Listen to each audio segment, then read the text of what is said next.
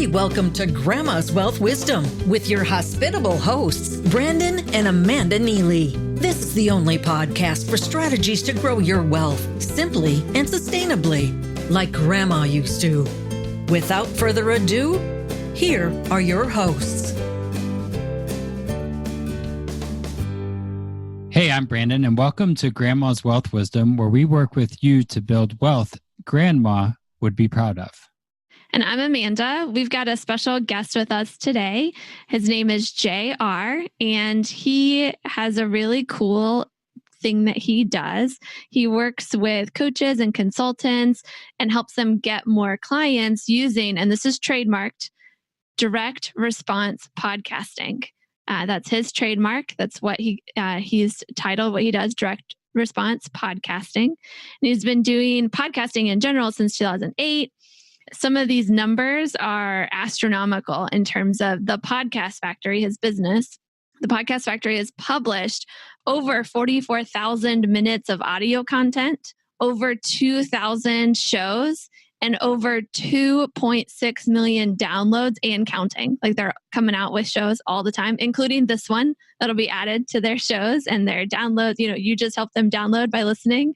And the minutes that we talked today will add to their minute. And through the years, as JR has built up his business, he's become trusted as one of the top names in marketing to help those coaches and clients leverage the power of the spoken word to reach more people, make an everlasting impact, and become more influential leaders in their community. And as you might have guessed, JR is our podcast producer, and he's helped us do just that. And we're excited for him to be our first interviewee. That is a mouthful. Thought we'd have him as a first interview because he's our podcast producer, and that would be really fun. Yeah, so welcome, JR. Tell the truth. You can tell the truth. Come on, tell the truth that Grandma would be proud of. You're just using me as a guinea pig.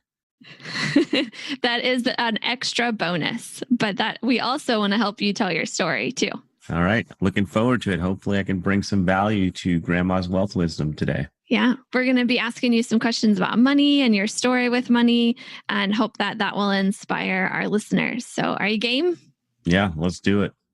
Okay. So before I get into asking questions about him, I wanted to share, as we went through his process, through finding, what's our podcast name and all that other stuff. You call it let's see if I remember correctly. You would know this, right? Anyway, the client matrix or something like that. The client cloner, the content vault. Client cloner, content vault, all that stuff. You helped us come up with Grandma's Wealth Wisdom. As we were trying to figure it out, we were going with sustainability, and Grandma's Wealth Wisdom was one that both you and Amanda and I kind of like came together. And it was because of our coaching mentorship that we had with you that Grandma's Wealth Wisdom came about. So that's why it's cool that you're part of the first interview. Well, thank you. And I'll gladly take credit for helping, but you guys named the show. I just pointed you in the right direction. Well, I don't know if we could have done it without you. So thank you. Okay, here's the first question. Going way back, what was money like for you growing up? In short supply. Money was a reason we couldn't do things. We can't do that. We don't have the money. Are you crazy? And my dad, to this day, right now, you can go ask him, hey, you got money for that? He'll tell you, I'm broke. I can't do that. So my relationship with money was severely stunted in my early years, and I had to make up for that as I got older. How did you make up for it as you got older? Getting around better people, learning that money is a good thing. Money is the reason that we can have things, and money shows, it's like a scorecard for your contribution to the world. So here, let me show you something weird. I've always wanted to show this, but I never get to. We're on video. Oh, is that money? Is that cash? Can you see that? Yeah. Right. So I carry, and this is to make myself feel better. I usually carry about $1,500 in my wallet at least. I like to keep it to $2,000. And sometimes when something's irritating me or I'm bothered or something, I just stick my hand in my pocket and I rub the money, and I'm like, most of America doesn't even have this much money in their savings account, no less their pocket. So right. My relationship with money is totally different now than it was when I grew up. And hopefully that's not too crass, but Grandma's Yeah. wealth wisdom, all right? Keep money in your pocket, cash. Mm-hmm. Yeah. Yeah, that's a big thing. The official statistic is that the average American doesn't even have $400 in liquid cash available in case like the tires blow or there's some kind of thing they need $400 for. They'd have to put on a credit card or go into debt to pay for that $400. So kudos to you.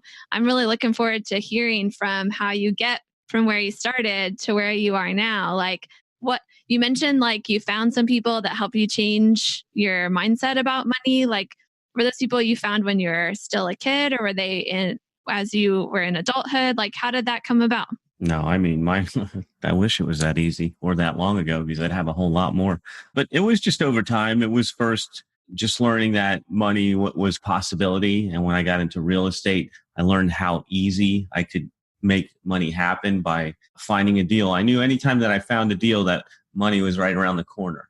And so that was either funding for the deal or selling the deal.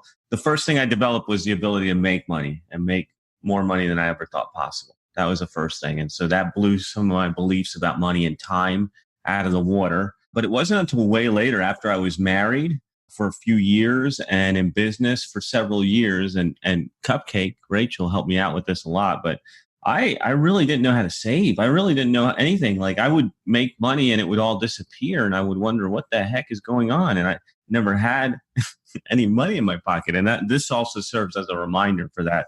But I think the biggest impact, like for me to have one big impact other than my wife teaching me more about savings and giving me a good example. And I would say that T. Harv Eckert and the envelope system that I learned in his book just kind of opened my eyes that I could put away 50% of my money, still have everything, and still have some money for a rainy day. It was kind of interesting. And so from there, it's just been a game of how much can you make? How much can you put away? How much can you grow?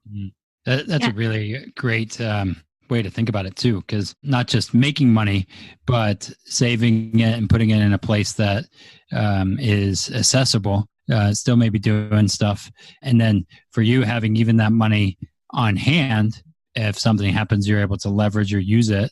Or if you have that liquidity, take a real estate deal, for example, you're able to buy a property or something because you have some of that money saved in a place that is accessible to you. Yeah. For people that aren't familiar, can you give a little summary of the envelope system and how like you've gamified this, what you do with your money? Yeah. I don't use it anymore. I used it for a couple of years and I was very specific and intentional about it. And I actually kept envelopes in a desk drawer with cash and I split up my money because I couldn't do it any other way. But there was just envelopes for different things. Like there was obviously a recreation envelope. There was a savings envelope. There was an education envelope. There was a bills envelope, and you split everything up and you just paid for those pieces. So I would keep a spreadsheet and be like, all right, this is my fund. I'm drawing that down a little bit, or this is my education fund. I need something here. But nowadays, back then it was like eye-opening to just put away 10%. But nowadays, the way I have it set up is that I actually, if I'm not putting away 50% of my paycheck, I start like itching. I'm like, I'm not putting enough money away. I'm going to die. And it just gets weird. And so the fun to me is to watch the bank account go up, and I'm just like, yeah, more money, more great. This is great. I love this. And so it was just a matter of doing the envelopes in the beginning and understanding that I could still have everything I wanted and have money. I think that was a big, big lesson. And nowadays it's just watching the scorecard go up. Like I'll compare with Rachel. Well, look, I got this much. What do you have? And we just play around like that. Oh, look, I got this much. She calls it mad money. She's got an envelope with mad money. I keep my mad money in my pocket. So it's just being in that state of mind all the time for us is really what works now. Yeah, that sounds good. So I can just hear the reaction of some people listening like, whoa, you've got to be really motivated to save 50% of your income. And that motivation has to come from somewhere beyond just seeing that scorecard, and the bank account go up. Like, what is it that really drives you to set aside that amount of money for, I don't know. And what are you saving for? Like what's that money earmarked for? That's a good question. I don't know. House in Park City, perhaps. Awesome snowboard trips. the money's set aside so I can have whatever I want. I mean, that's what it comes down to, because our bills are paid. We know that we can't live. We have the beautiful condo. And before I started doing all this, I don't think I could have afforded the condo and the big, you guys would be shocked at what we pay there. But it's just, I want, you know what it is? I guess at the end of the day is freedom is what it comes down to. And we're free right now. Like, I don't have to work. I have that FU money where I fired all my clients and money stopped coming in. I'd still be okay for the next 6, 8, 10, 12 months while I figure it out. And so it's that freedom is part of it. And then the other part was, it was a competition, because Rachel was always better saver than me. And it was a security thing. So when she came and joined the company, she was at a corporate job making really good money. And then she comes to work at the podcast factory for a pittance compared to what she was making. And so I felt that it was super important. That's when I started upping to 50%, was I needed her to know that no matter what, we have money getting put away, whether, you know, she's making all the corporate money she was making before, or she's making a little bit less that she's making now. And she's even putting away good money, because we haven't figured out to where we know what we can spend and we know that we need to put away a certain amount. So I guess it's freedom and choice and the ability to do what we want. Yeah. That goes to me. I'm just curious. So you're saying freedom, right? And I hear our audience saying, "Wait, freedom," and you're putting it in an envelope, and you have budgets, and you restrain yourself from certain limits or whatever. I just think sometimes, as I work with clients, they are so adverse to the envelope system, budgeting, any of those kind of things. And saving even. So just your idea of like, hey, savings brings freedom is totally cultural than, I don't know, a lot of Americans out there, right? Yeah. Yeah. And I think to me, discipline is freedom, because when you're disciplined, you're free to make better choices, because you have planned, you thought ahead, you have some cushion. So this is not just in money, this is in everything in life. The way I manage my time is discipline equals freedom. If I want 4 days off or 5 weeks off, I can have them, because I can plan ahead and do that. But if you're just letting life happen, if you're just like the victim all the time, then sure, the envelope system's not going to work. You're not going to have $400 when you need it. I see it all the time right here in the apartments. These people live, and they're good, hardworking people, and very, very salt of the earth. And yet they don't have 2 pennies to rub together. If they have to go get their car fixed, rent is late or cable's not paid. And that to me is scary as heck. Mm-hmm. Well, I love that you have a competition with your wife, and Brandon and I are a little competitive too, just in how we relate to each other. But if you're going to compete about saving, like so many couples, like who can outspend the other, or, that's kind of how they might get each other back when they're having a fight or whatever. But it sounds like if you guys are having a fight, you just save more and show her, look, I won. Good month this month, right? Yeah. I say 3 G's this month. Take that. So I know you all have a son, and you're, thinking about his future as well, probably as part of this. But, we say that, true financial security, and I like to, we call it grandma's wealth wisdom, but sometimes I want to be like grandma's financial security wisdom, because really the wealth is there to provide the financial security. Like when you think about, generations from now, your grandchildren, what kinds of things do you want them to have learned from you that they're implementing in their own lives, and furthering kind of that legacy that you've started with the envelope system and has progressed from there? I go back and forth on this. Sometimes I think that I want to pull who is it? Bill Gates gave their kids $100,000 and that was it or something. I feel like that's what I should do. I think that's the right thing to do for my family, because I used to think about generational wealth, but you got to have something set aside. You got to have something that gives your family a head start. And that's why we're clients of yours. We started Hudson with you guys, and that's because we want him to have something. We want him to have something in the future. We want him to learn about building. But the most important thing to me is the ability to make money. And I think the best way to make money is to be a good problem solver. So if they take nothing else from me, just solve problems and get paid. That's really it. Mm-hmm. Because even if you don't save, at least you can keep solving problems and getting paid so you can get by. But I sure would like it to be more than that. And I'll do that by example. But that's kind of where I'm at right now. If you're able to give them the gift of learning how to make money, they'll be able to solve any financial problems that come their way. Yeah. Yeah. I love that. Grandma always said, eat your vegetables. She loved making home-cooked meals with healthy food and from-scratch desserts. Would you create a diet of fast food or cookie-cutter financial products that made you fat and bloated with fees? Or would you like wholesome, time-honored wealth strategies served with balance and trust? Get started with your healthy money planning by downloading Wholesome Wealth Recipes. Your Moolah Cookbook is waiting for you at grandmaswealth.com. I think that's with us as parents too, our son is a little over a year old, and, he has something set up, but he's not going to just get it from me. He's going to have to work for it. And I think the best person to learn work ethic and not just work ethic, but how to be a entrepreneur in some levels is going to be from us, not just, I think we'll be his best or earliest mentors. He'll find other mentors that can teach him other things along the way. But this is very foundational, and we'll give him a leg up. But he's not just going to be handed it to him. Yeah. That's our thing here too, Brandon, is that, and I didn't think about that, but everything is earned.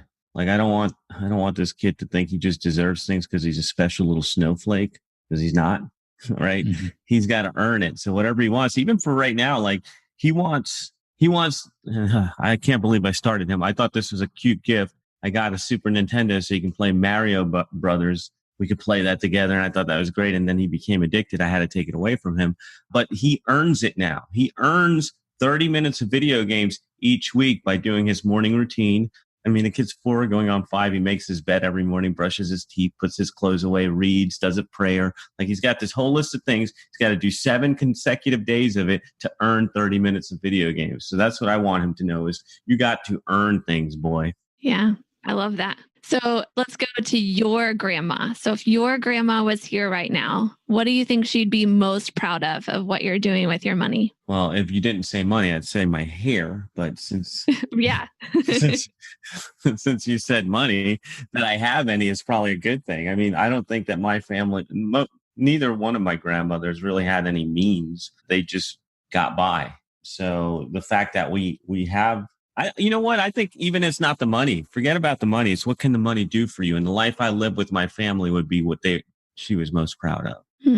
Yeah, I love that. And then in what ways do you think of going forward that you like any like shifts or things you'd want to be doing with your money that you think would make your grandma even prouder?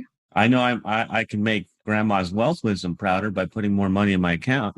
And I've already been thinking about the numbers. I'm like, hey, these numbers don't make sense. If I'm going to spend 30 grand on that, then that. So you guys got me thinking. Thanks for the book, by the way. That's what got me thinking, like the college fund and all that. But yeah, it's just, we're going to keep creating wealth because it's fun. It's a sport, but you just got to get around people like yourselves, other smart people. I hang out with financial planners all the time, a strategic coach, and just keep learning what other options are. Like I was talking about, this is nerd stuff, but I was talking to a financial advisor friend of mine about loaning money through an IRA and things like that. And he wasn't sure about it. And he turns around, well, do you have insurance? And I'm like, listen, the insurance part is covered. Yeah, we got that. Like, so it's getting around people like you guys that teach, or at least expand our minds to different ways of thinking and seeing what fits, what works, and where we're at and where we're trying to go, and put the pieces in that you need. So to me, it's just constant learning,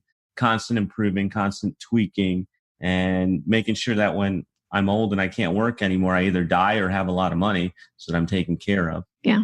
Sounds like we might want to talk about a self-directed IRA. That's what you're looking into. Well, I have one. I have one, but he just didn't know the answer to the specific question about. Oh, okay. So you'll find somebody else that has that answer. That's good. It's real estate investors that need to, in this particular instance, it's creative real estate investors that would have the answer, because that's where I got the idea. Yeah, that's where something we shine in with using insurance and using this method can really help, because with the Roth, you have certain limitations, and this can, you build that cash value that you can then leverage which is really cool. So that's probably what he was thinking about with insurance, maybe. Yeah, that's exactly what he was thinking about. Yeah. That was it. You use the cash value. That's what he asked. Is it whole life? Does it have a cash value? I'm like, yeah, I know I can take a loan against that. It's not the question I'm asking you. Yeah. One thing I think about with whenever you're going back to your son of earning things, you told him you got to earn things. In our credit crisis, why I think we're in the position we're in with baby boomer generation is people don't have to actually earn things. They just put it on a credit card and say, well, I want this car. I'm going to go use a card for it instead of earning the money first to then use it when they actually earned it, like, a vacation. And so by teaching them to earn things as opposed to, here's the bank of mom and dad with the credit card that's infinite, is going to do a lot better things for him than the other way around. Does that make sense? We hope so. Yeah, we hope so. That is our intent, and we can only do the best that we can do. We know what our parents gave us. We know what we like, what we didn't like. And so we're bringing our twist to parenting, and we'll see what kind of monster we create. Yeah, you'll mess up somewhere. I already know. Yeah. So thanks so much for your time today, JR. If people wanted to get in touch with you, ask you some more questions about real estate or about podcasting, or I don't know, you tell me what you'd want to talk to people about. First of all, what would you like to talk to people about? And then how do they get in touch with you? I don't like to talk to people, so don't contact me. No. No, I mean, my website is thepodcastfactory.com. I mean, that's pretty much it. I've got a show, Daddy's Working. You can find it on thepodcastfactory.com. I love that podcast, by the way. I listen to it every week, and I'm one of those avid listeners. Thank you. So it's a really good podcast. Yeah, so that's it. Thepodcastfactory.com, or check out daddysworking.com. That would be where to find me. Awesome. Thanks so much for joining us. Any parting piece of advice or wisdom to share? Yeah, put away some money, would you? Put some money away and then invest it when you have enough. You know what? I will give you something that I just got the other day. I went to a real estate seminar. We were learning about master leasing and being better landlords. And I met one of the old guys there, like an old timer. He's a legend in this area, just being a creative thinker, creative problem solver, making deals. And he was telling me how his kids are in the business. And I asked him, so how'd your kids get into business? And he gave me a book. He's like, start reading this to your son. He'll like it. So at night, right now, I read Hudson, The Richest Man in Babylon, just a couple pages at a time. But that was his advice to me. I'll pass it on to you. Awesome. That's a great book. The good recommendation. I just finished The Alchemist, which was the book that you sent to us. And that was a really good book too. It was. That's why we're all here on our personal legend. Absolutely. Well, thanks again for joining us. And I'm sure we'll talk to you again soon. You don't have a choice. We work together. Yeah. Cool. Thank you. Thank you. So Brandon, that was a great interview with JR. What are some of the things that stick out to you from that conversation? Well, first off, it was our first interview on this podcast. So I think it helped us in just learning how to interview people, because it's different than just you and I talking, all that stuff. So I thought what I really liked was how he said discipline is freedom. Discipline is freedom. And how if you're disciplined, it actually brings you financial independence. And a lot of people are on the other side saying, I want freedom, but I don't want discipline. I don't want to, kind of like going to the gym. Again, I always use this gym. Like if you go to the gym and exercise, you have discipline, you have more freedom to be able to do a lot of other things health-wise. And I think that's a thing I really liked. And then also I really loved how he said with his son that he's going to earn things, that the earn things boy is what he said. And I think that's something that, again, what I mentioned before is our culture is not about earning things. It's about getting it free or easy and not earning. Does that make sense? Yeah, for sure. Yeah, I totally agree that, there's that side of if you can make money, Like no matter what happens, if you can solve problems and get paid to solve those problems, and you're looking at whatever you want in life, you have the ability to earn it. Mm-hmm. And that anything that you get in life is going to be earned, then that's a perspective to come at life that then when something does happen that you didn't earn, because there are things, little gifts that pop into our lives that we didn't earn, you're going to just appreciate them so much more than if you're expecting those gifts to be the thing that makes or breaks you. Yeah. And, it's kind of that philosophy, like whatever you are, getting more money will just make you more of that. So if you can be in that mindset of, I can still have everything. I can still, save, be disciplined, everything's earned. And then all of a sudden, a whole bunch of money comes your way, whether from your grandma or from a business opportunity or whatever it is, then that's going to just catalyst you farther. You're going to scale up your earning, or you're going to, have more saved for your future, or, something like that. And then, continuing to enjoy life along the way, and those gifts will become that much more special. Yeah, I think that's so true. Like if you get a windfall, it's just going to, of money or anything, really, it's just going to be used as you've used it in the past. Like the people who win the lottery and then they're broke 5 years later. Right. That kind of idea. But if you have that kind of framework set up, when those windfalls happen, you're in a better place. You're in, saving for the future, retirement. I don't know. Absolutely. And so my follow-up from this is with you to think of a new competition with our money. We're going to, we have a little bit of a savings competition between you and me, but we're going to try to find a way to compete even more. That's my follow-up. I want to have a money clip like he does. That's possibly a good, cool thing to have. We'll have to talk about that. Okay. We better wrap up for today. Next time, we're going to have another great interview coming your way. We're really excited about the guy that we're talking to, and he happens to be an expert at health insurance. So health is one of those... Health insurance? Oh, no. No. But like... medical care is one of those things we have to be thinking about. And like, we don't really know. We haven't recorded the interview, but I'm expecting that he's going to bring a very unique perspective to the healthcare. This guy's hilarious. He's amazing. We met him and he's become a good friend, and we're excited to share what he has to share and the stories along the way, including what he learned from his grandma, or what he wants to teach his grandchildren.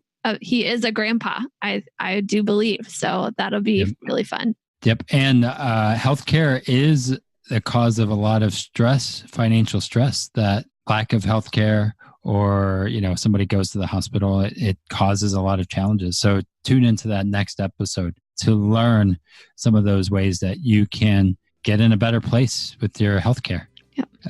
So until next time, keep building your wealth simply and sustainably for your own future and the future of our grandchildren's generation. The topics presented in this podcast are for general information only and not for the purposes of providing legal, accounting, or investment advice. On such matters, please consult a professional who knows your specific situation. This is thepodcastfactory.com.